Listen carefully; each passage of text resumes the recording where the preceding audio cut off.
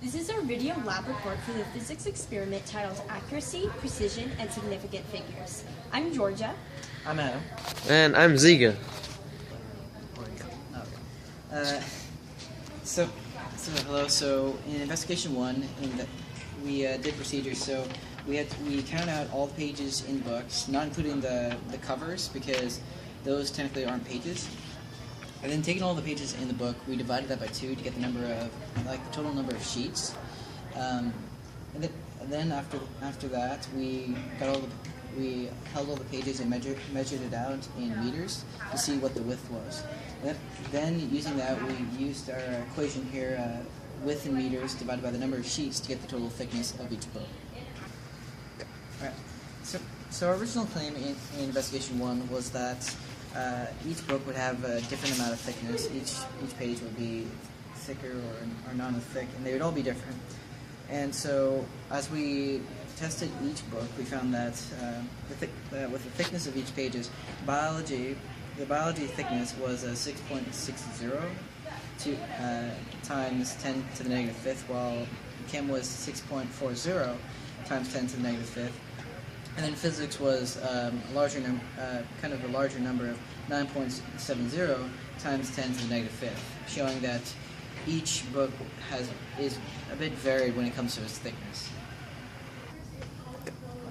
So during our investigation, though, there wasn't really much errors, but there was one error that we encountered, and that was that the physics book and the chemistry book, that they were basically the same thickness. So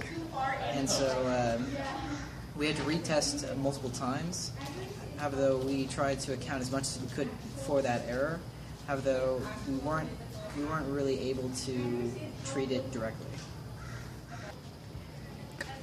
Okay, so for investigation 2, what we had to do is we had to go to three different objects. It was the bleachers, the goalposts, and the solar panels. And what we did is we went to one of the points and we measured the length from the base. We measured the base from you, or the person which is looking at it, to the highest point. And then you would use an altimeter you would use this, and you would look right at the highest point, and then you would get an angle. You'd use that angle and the measure of the base, which you recorded before. You'd use tangent, and then you would find the height of the object. But then you have to add your own height as well, because you start at an upper level. So adding those together, you get the height of the full object.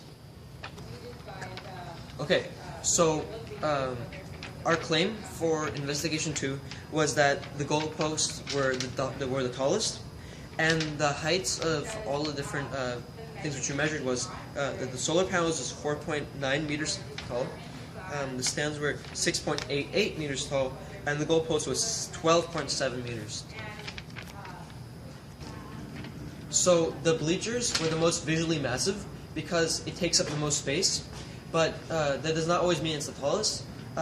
So the tallest one was actually the goalpost because even though it was not so visually massive, it was still very skinny. So that's why it didn't seem very big, but it was still the tallest. The first error that we encountered during this experiment was that the sun made the top of the goalpost really hard to see. This error happened to us, and we had to reposition ourselves several times when trying to find that angle because the sun would get in the measurer's eye. Because of this, our data was probably not completely accurate, but this error was hard to avoid. The second error that we encountered during this experiment was that the tape measure wasn't always perfectly straight from us to the base of the object. The tape measure is always going to be somewhat curved because there's no way to make it completely straight.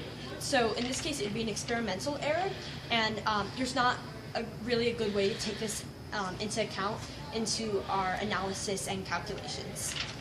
Okay, the last error that could have happened was that the top of the solar panels was hard to distinguish.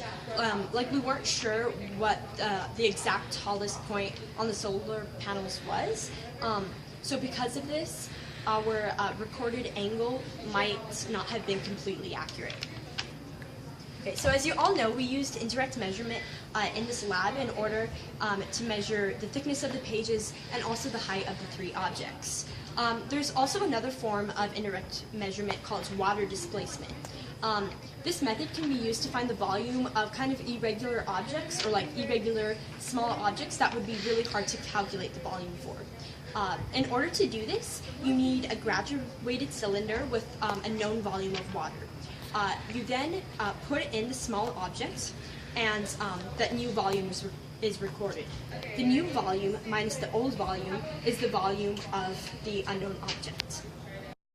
So accuracy was used in this experiment because the actual number of pages in the 3 textbooks was known, and so the number of sheets that was calculated had to be accurate. This is because the thickness is calculated by dividing the width by the actual number of pages. If the number of pages isn't accurate, then the calculated thickness will be wrong. We also use experimental precision because the different tools allowed for different exactness of measurements. Some allowed for many sig figs, while some only allowed for 2 or 3 sig figs. Lastly, significant figures were used during this lab because the significant figures for each measuring tool were known. Our sig figs had to match the corresponding tools. Also, we used sig figs for our answers and our calculations.